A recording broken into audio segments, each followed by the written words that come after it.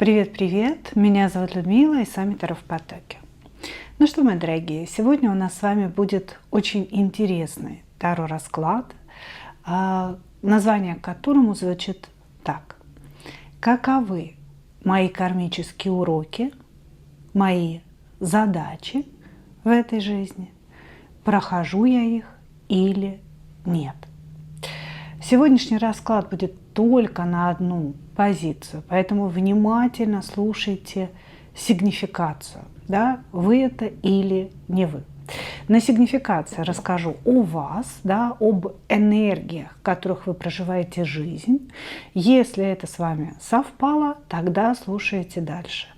Предметно рассмотрим уроки, которые вам предстоит пройти и отработать, задачи, которые вам предстоит выполнить, да, в этой жизни, и где вы сейчас находитесь, да, в отношении этих двух категорий. Проходите ли вы свои уроки, выполняете ли вы задачи, которые вам предначертаны на эту жизнь.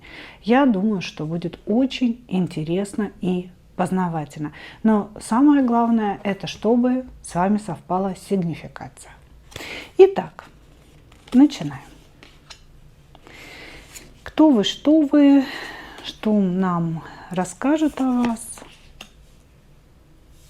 что у вас происходит, какая вы.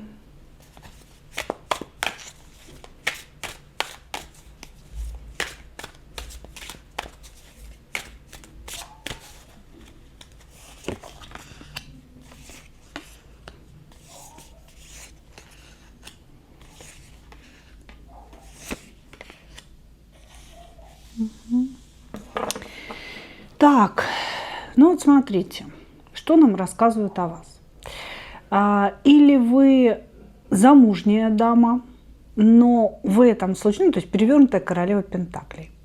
Значит, женщина, которая замужем, но не чувствует себя замужем, да, не чувствует, что ее муж ее как-то оберегает, защищает, является ее опорой. То есть здесь женщина, которая несет на себе бремя семьи и работает, и стирает, убирает, и за всеми ухаживает, да, то есть как бы делает все, не получая за это ну вот какого-то эмоционального ответа, энергетического ответа и вложений. Да? Значит, вы можете иметь семью и мужа в этой семье, но этот муж не несет финансовой ответственности за семью, не несет, ну то есть не вкладывает каких-то вложений и так далее. Значит, также вы можете в одиночку воспитывать детей. Да? То есть вроде как муж был, да, или дети родились от каких-то мужчин, но все финансовое бремя вам приходится нести совершенно самостоятельно. Никто вам в этом не помогает. Ну или помогает частично. Значит, вам приходится очень много работать, нам говорят.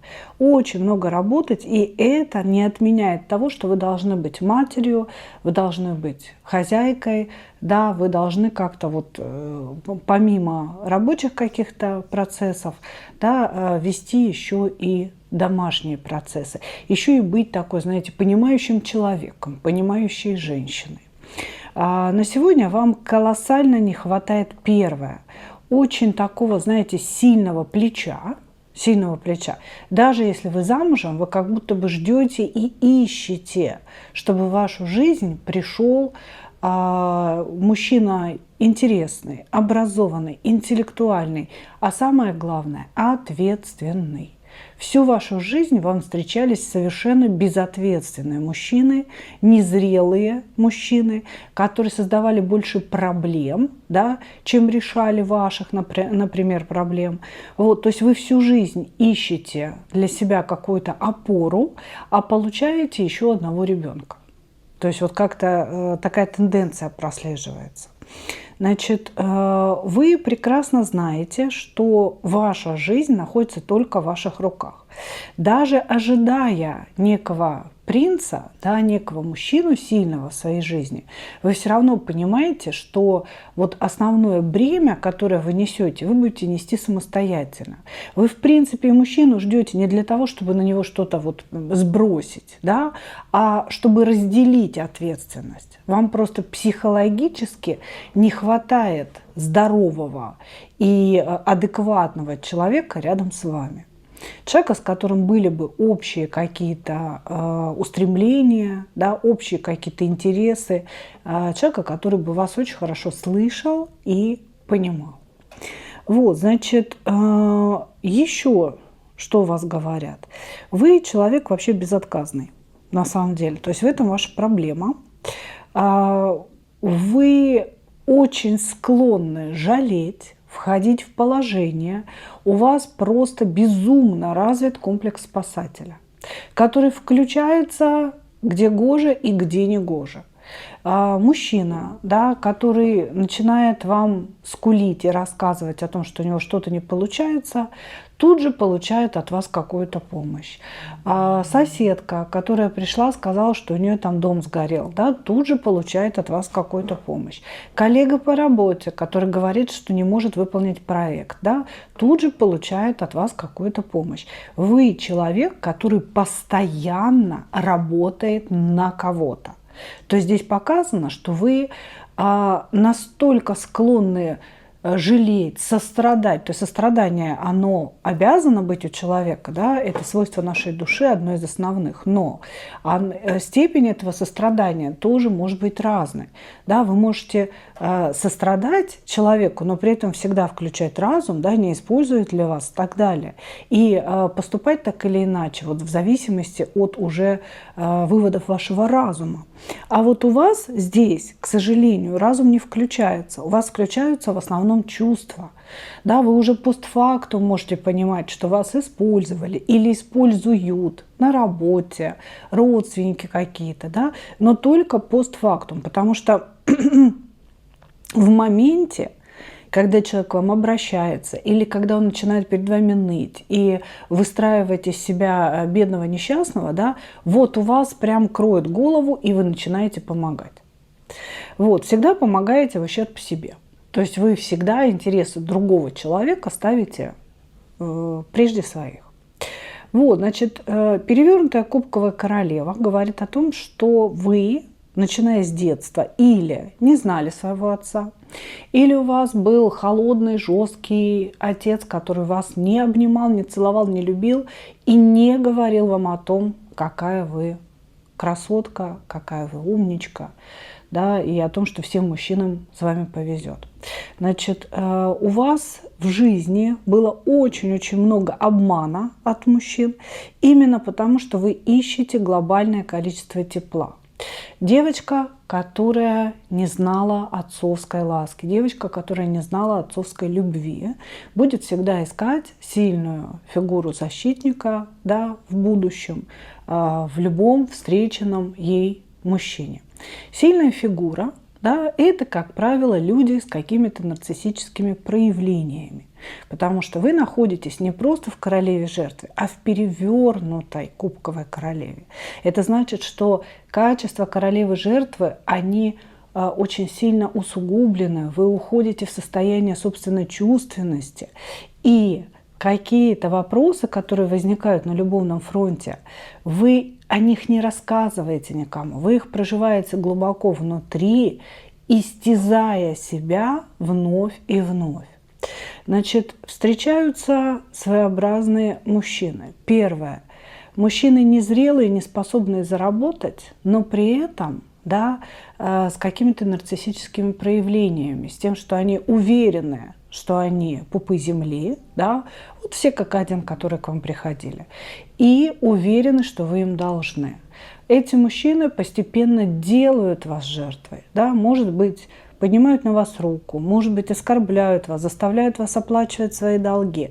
То есть здесь возникают какие-то проблемы, обманы, измены и так далее. Именно потому, что вы как будто бы внутренне, подсознательно чувствуете, что вы заслуживаете только такого. Я это заслужила. Он мне изменяет, я это заслужила, я недостаточно хороша для него. Он не приносит денег, я должна больше работать, чтобы оплатить его потребности. Это я недостаточно хороша. То есть вот эта ваша позиция, да, она идет родом из детства. Потому что вы во всем ищете папу. Только подсознательно вам хочется папу доброго, да, который отдает энергию, папу, который защитит, который станет опорой для вас. А выбираете вы подсознательно людей с болезненным самолюбием, да, и тоже с травмами определенными. И вот соприкасаясь с этими травмами, собственно говоря, вы и получаете вот такие результаты. Так, хорошо. Ну окей, ладно. Давайте смотреть тогда, в чем же ваши кармические уроки, да? Ну, девчонки, то, что нам покажут, конечно, да, мы же не можем все кармические уроки изучить.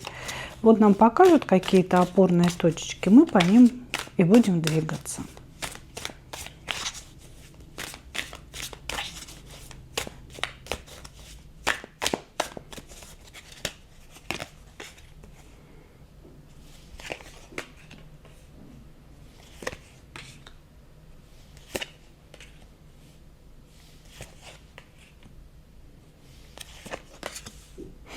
Ну, вот это вот состояние перевернутой королевы Пентаклей – это ваш кармический урок.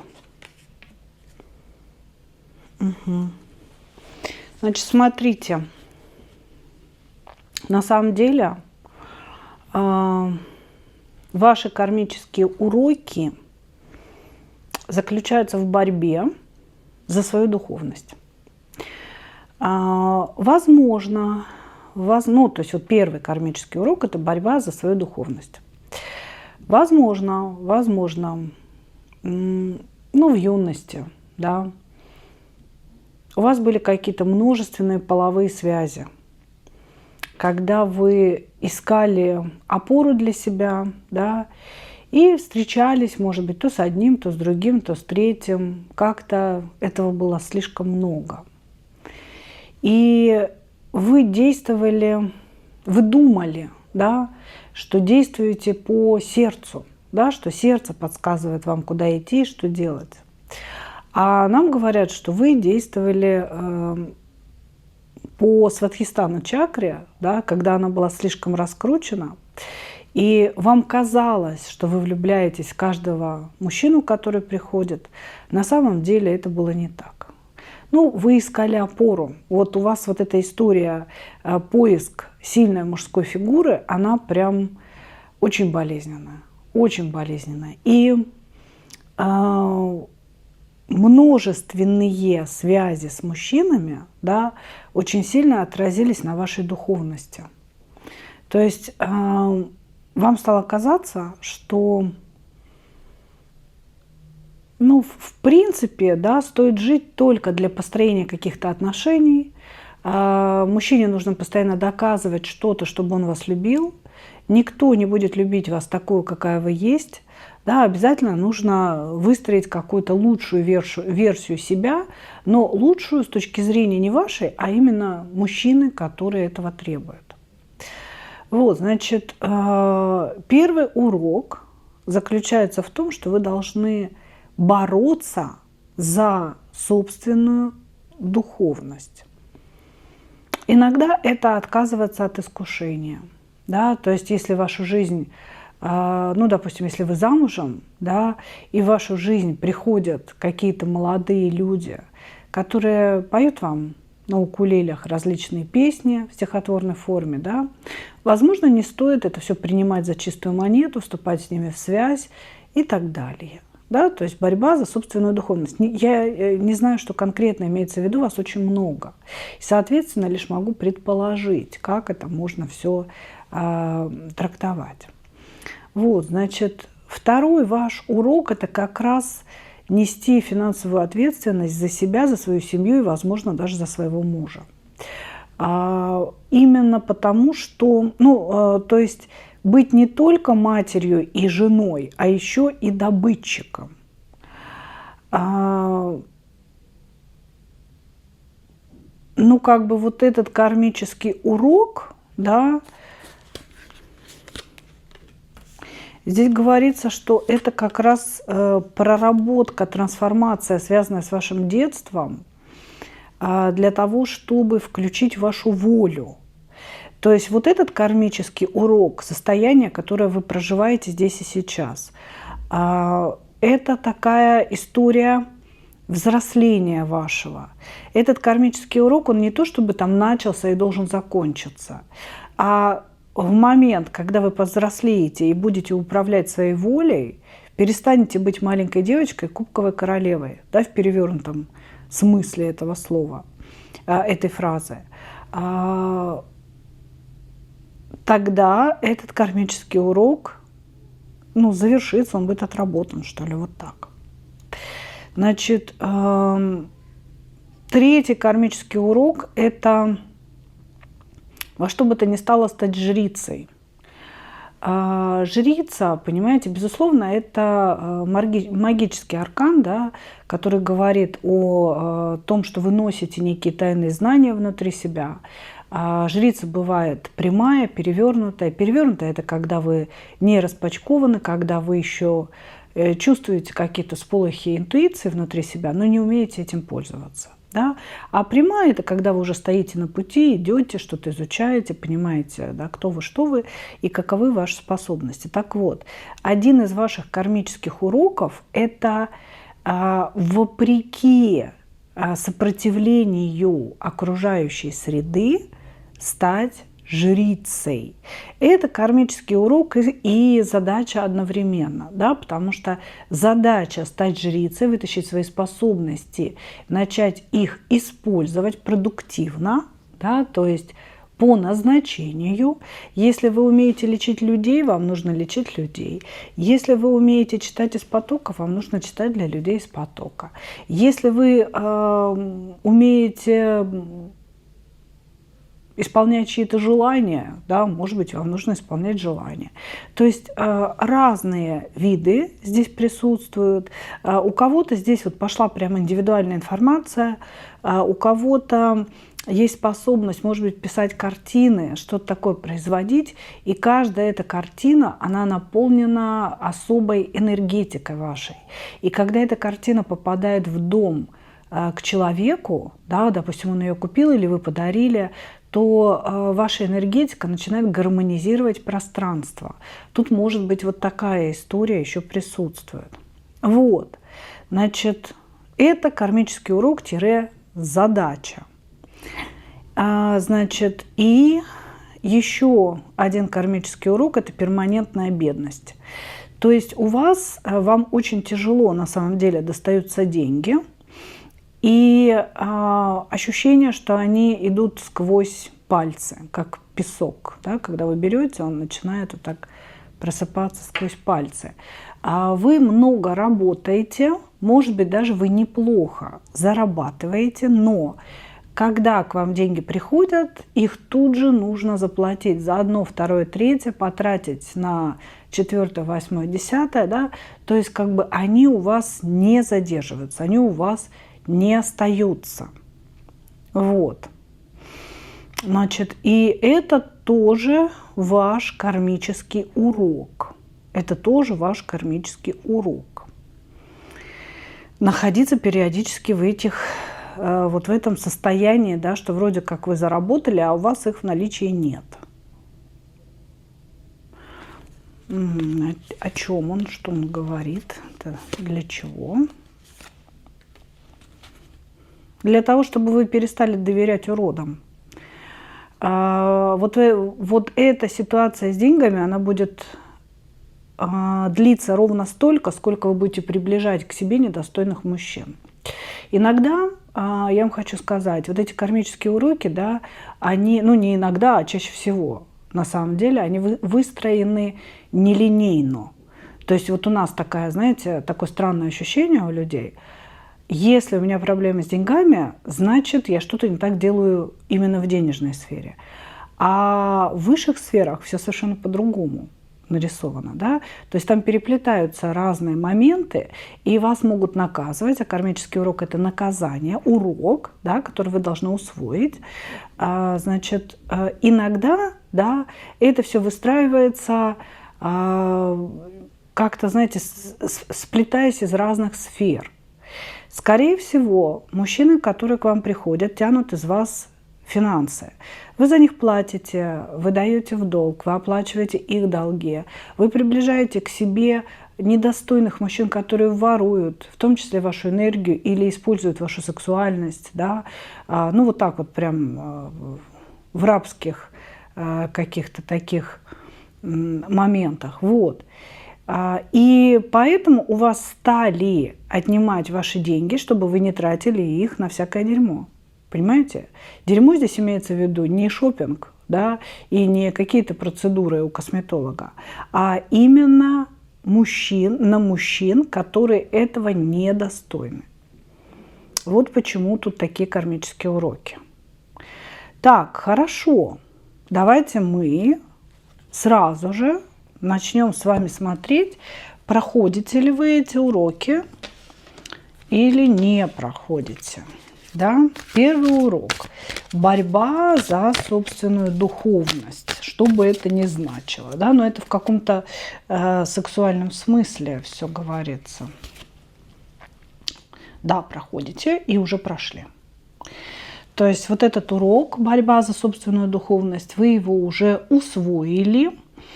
И вы научились первые, ну, как-то отказывать большому количеству мужчин, которые на вас могут засматриваться, что-то предлагать и так далее. Вы выбираете себя, вы выбираете, ну, то есть научились уже потихонечку выбирать себя, собственный комфорт и себя с точки зрения духовности, да, то есть вы уже спрашиваете, правильно это или нет, понимаете, то есть правильно это или нет, и спрашиваете вы Бога внутри себя, свой дух вы спрашиваете. Этот урок вы прошли с достоинством.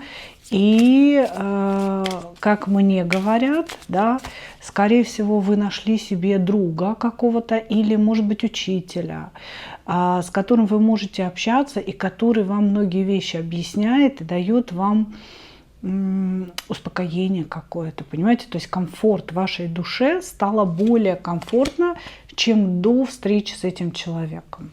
Как мужчина, так и женщина это может быть. Так, второй ваш кармический урок – это вот несение бремени финансов, даже если у вас есть муж. Проходите ли вы его?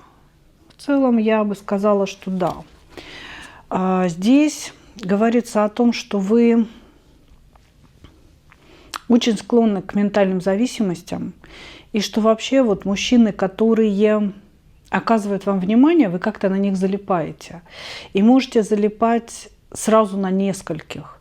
Один на работе улыбается, а другой где-то, я не знаю, там в автобусе место уступил, а третий кофе вам подарил, принес. Да? И вот у вас сразу какой-то залипон. Вы начинаете мечтать о каждом из этих мужчин. Значит, здесь ваш второй урок – это вот это несение финансовой ответственности за всю вашу семью, то есть работа на всех безвылазная.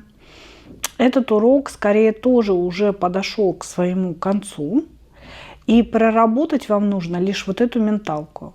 То есть вам нужно научиться не обращать внимания на внимание каждого встречного поперечного мужчины. Вы знаете, вот то, что я читаю, я вот прям чувствую, что вы очень привлекательная женщина. Потому что здесь постоянно говорится о большом внимании мужчин, о том, что они прям к вам липнут, что они на вас обращают внимание. А у вас, скорее всего, есть та самая, знаете, энергия сексуальности, которая мужчин очень сильно привлекает.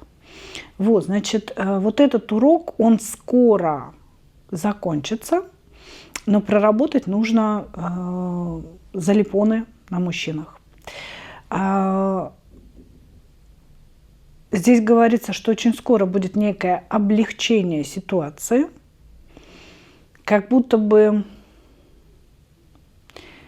денежки начнут приходить, и вам за них не нужно будет очень много работать. Ну вот что-то в этом роде, да, такая вот мечта у всех и каждого.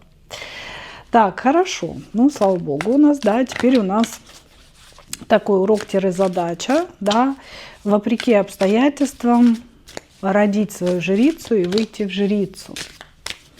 Что это, о чем это, проходите или нет? Пока не до конца. Значит, здесь смотрите, какая ситуация.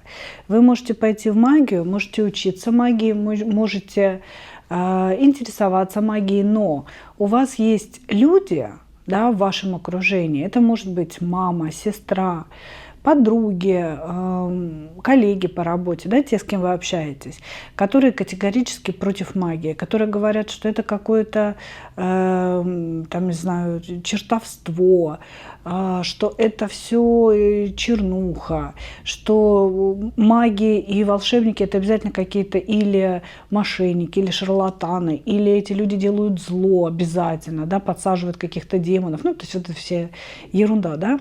Значит, есть люди вокруг вас, причем это такое ближайшее кольцо людей, которые всячески вас отговаривают идти по пути, этим заниматься и так далее, и мешают вам.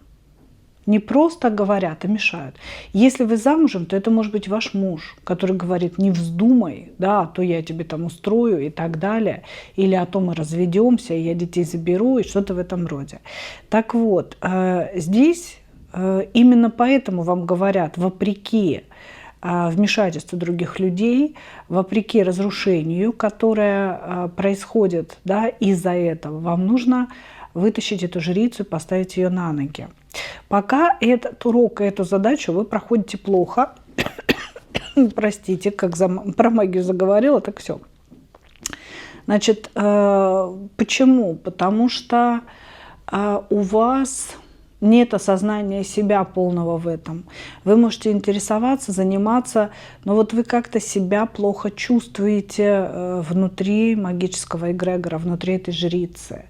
Не доверяете вы себе, своим ощущениям. Может быть, вы слишком много информации в себя напихали и не можете на нее опереться. Да? Вы должны понимать, да, что магия – это наука. И как в любой науке у вас должно быть все разложено по полочкам. И если вы, значит, не разложили все на одну полочку, да, а сразу лезете на все полочки и пытаетесь что-то понять, то получается хаос. Значит, ну, пока говорят о том, что вам нужно, ну, как-то уменьшить, наверное, уровень критики к себе самой, то есть больше себе доверять своей интуиции, слушать себя, слышать себя, больше тренировать именно себя, не читать большое количество знаний и впитывать их в себя, а тренировать себя, чтобы видеть, что умеете вы, что вы можете дать этому миру. Вот, значит, и, ну, самое главное, да, это слушать тоже свой внутренний голос, а не окружающих вас людей. Потому что очень много конфликтов с каким-то окружением у вас присутствует именно из-за того, что они идут против ваших занятий. Значит, урок по поводу, следующий ваш урок, это по поводу перманентного нахождения в бедности. Да, деньги приходят, но уходят сквозь пальцы, которые нам объяснили. Но сейчас мы посмотрим, проходите вы его или нет. Так, ну, этот урок, честно говоря,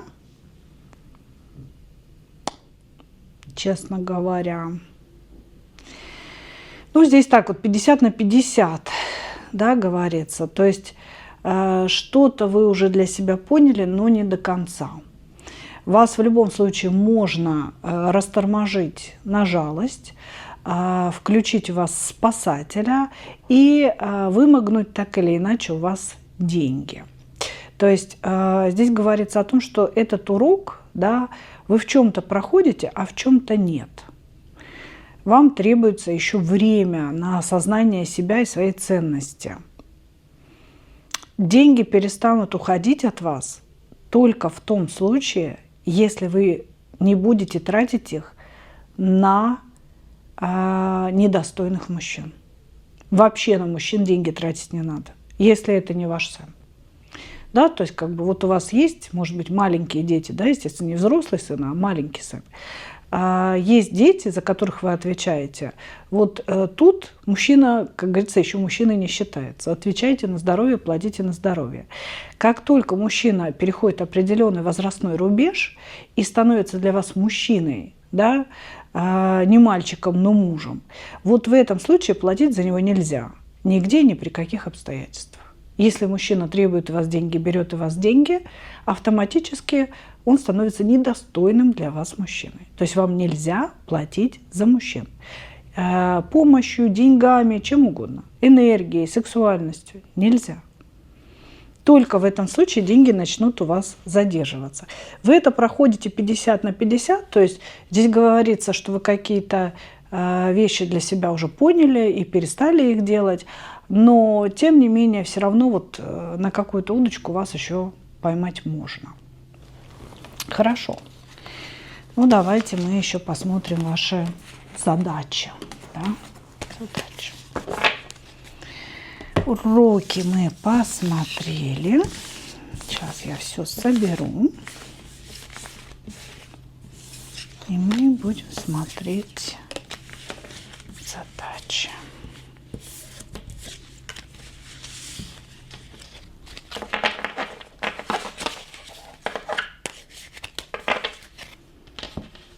Задача.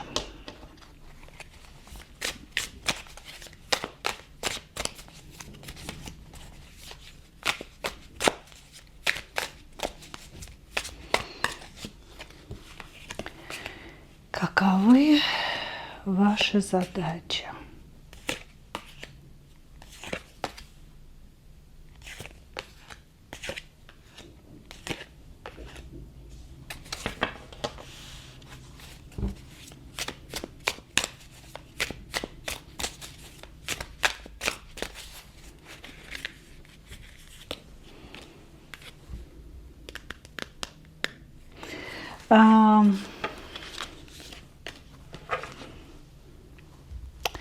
Ну вот прям уже, знаете, предвижу тапкозакидательство, да, в комментариях. Людмила, да как же задолбали уже с этими советами. Значит, ну смотрите. Первое, да, всегда помните о том, что таролог – это чтец энергии. Да, это не мои пожелания в вашу жизнь. Ну и после такого длительного предисловия скажу вашу задачу. Да, ваша задача – это научиться ценить одиночество и научиться радоваться одиночеству. Ваша задача напрямую противоречит вашим пожеланиям. Да.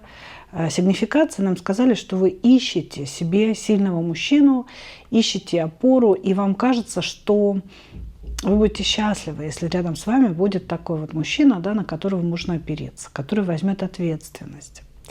А вот в ваших задачах говорится совершенно все по-другому, да, что не нужен никакой мужчина. Ваша задача – это научиться жить одной, научиться решать все вопросы, связанные с жизнью, самостоятельно.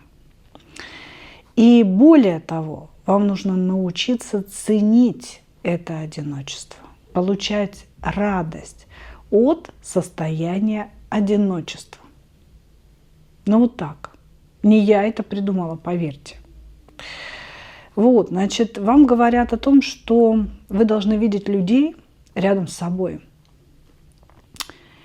не как какого-то, ну, допустим, мужчины, если вас окружают, да, может быть, вы работаете в мужском коллективе, не воспринимать этих мужчин как возможных кандидатов на пост вашего любимого, да, или мужа и так далее. а воспринимать их просто как людей, как души, с которыми интересно общаться, с которыми идет какое-то взаимодействие. То есть вам говорят о том, что вас окружает множество людей, и в частности множество мужчин. Так вот, не нужно на каждого мужчину примерять одежду своего возлюбленного. Опять же, это не я говорю, это идет такая энергия, я ее лишь перевожу. Да, я здесь ни на что не намекаю, а просто пытаюсь донести то, что вам сейчас передают ваши собственные кураторы. Вот, значит, задача научиться ценить свое одиночество, научиться полностью отвечать за себя, за своих близких и не ждать помощи со стороны, а воспринимать окружающих вас людей, в частности мужчин, как людей, да, как души человеческие, с которыми можно просто общаться.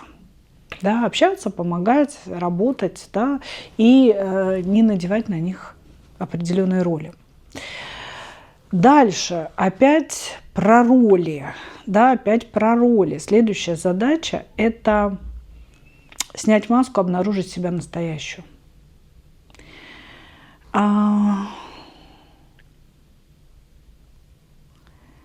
Здесь, понимаете, говорится о том, что вы вообще не знаете себя. Вообще. Вы живете автоматически, вы выполняете обязанности.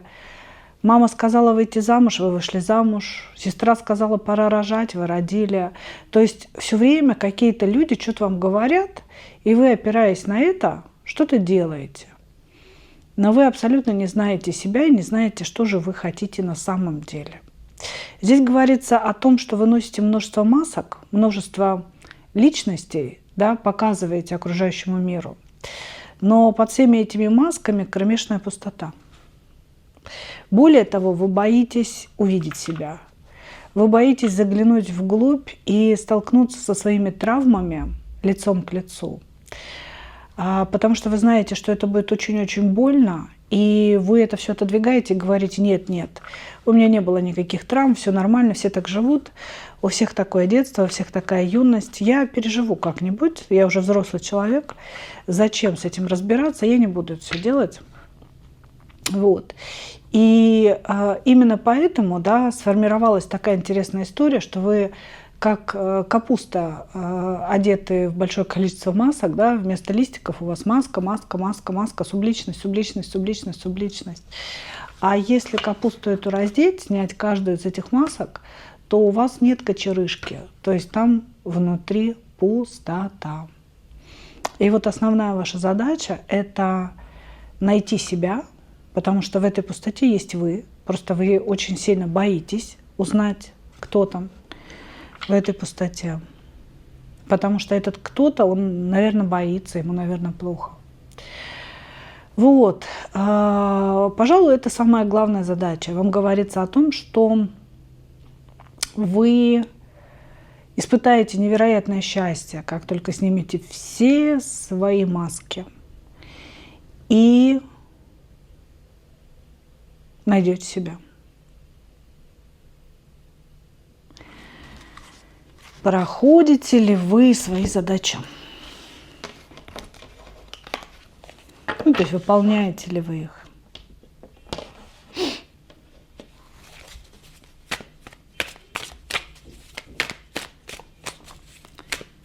Справиться с одиночеством. Нет, не справляетесь. Вам в этом поможет открытие своих способностей. То есть, смотрите, я так понимаю, что вы человек, который очень интересуется эзотерикой, потому что здесь выходят карты экстрасенсорики на вас, и жрица, да, то есть как бы все в одно. Вопрос справиться с одиночеством, поблагодарить за свое одиночество, найти в одиночестве смысл, да, возможно, связан с тем, что вам нужно открывать жрицу. Потому что только находясь в одиночестве, в сосредоточении великом, вы можете эту жрицу развернуть лицом к свету, потому что все магические практики требуют сосредоточенности, ну и пребывания в одиночестве, да, как бы того, что вы не бежите выполнять какие-то задачи по жизни, да, а вот вы успокоились, сосредоточились, погрузились в себя и познали этот мир таким, какой он есть, да. Мы должны обязательно через свое внутреннее видеть внешнее. Значит, пока вы в своем одиночестве смысла не нашли, еще вы это не проходите пока, но вот вам может помочь звезда, выход в звезду, то есть занятие экстрасенсорикой или обучение магии, или занятие магией, да, или так или иначе, экстрасенсорика, да, это первая ступень магии, и она подразумевает экстрачувствительность во всех ее проявлениях.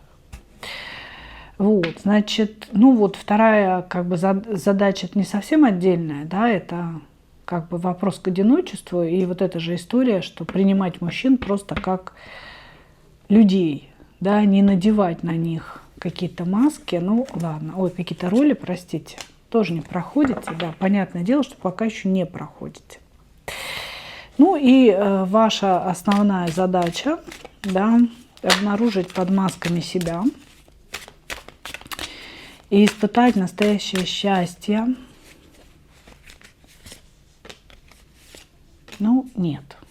Слушайте, у нас с уроками кармическими ситуация значительно лучше, чем с задачами. Насчет задач вы пока здесь как бы не тянете немножко. Обнаружить себя вообще не удается, потому что как только вы пытаетесь снять маски, посмотреть вглубь себя и задать себе важные вопросы, включается королева жертва, вы начинаете рыдать, плакать, какая я бедная несчастная, как мне себя жаль. Может быть, включается злость, агрессия на каких-то людей, которые испортили вам жизнь, родители, папа, значит, родственники, первый муж, восьмой муж. То есть какие-то вот эти вот все вещи, они моментально начинают включаться. Это все защитные механизмы нашей психики. И вы снова надеваете маски и говорите: я не хочу погружаться в эту пустоту, я не хочу прыгать в этот бездонный колодец. Я очень боюсь увидеть маленькую девочку, которая сидит на дне.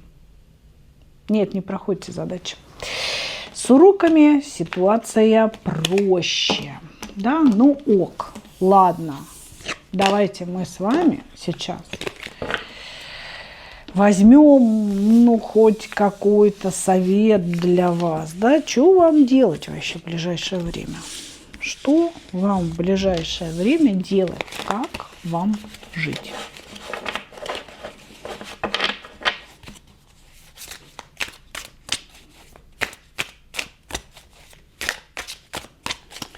Что вам делать и как вам жить?